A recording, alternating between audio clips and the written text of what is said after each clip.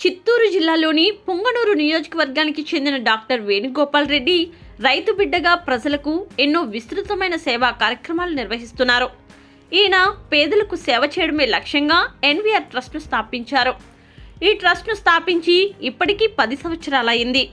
అప్పటి నుండి ఆపదలో ఉన్న వారిని ఆదుకుంటూ ప్రజలకు అవసరమైన సేవలు అందిస్తూ విద్య, వైద్యం కొరకు విరాళాలను అందించడంలోనూ ఎంతగానో తోడ్పడ్డారు.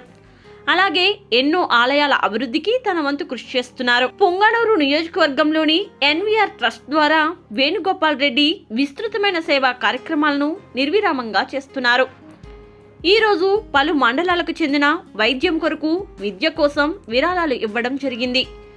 అందులో భాగంగా పుంగనూరు మండలం జట్టిగుంటపల్లికి చెందిన కిరణ్ కుమార్ ఆరోగ్యం కోసం 8,000 రూపాయలు, పూజగానిపల్లికి చెందిన హేమాద్రి ఆరోగ్యం కోసం 7,000 రూపాయలు, నెక్కుంది గ్రామానికి చెందిన రమణ ఆరోగ్యం కోసం 5,000 రూపాయలు అందించారు.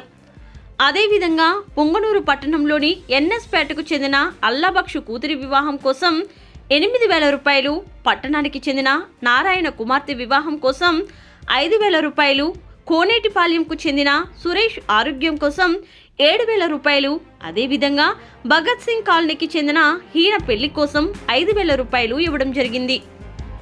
ఈ సందర్భంగా వేణుగోపాల్ రెడ్డి గారు మాట్లాడుతూ, ఇంతమంది ప్రజలకు ఏదో ఒక విధంగా సహాయం చేయడం నా అదృష్టంగా భావిస్తున్నాను.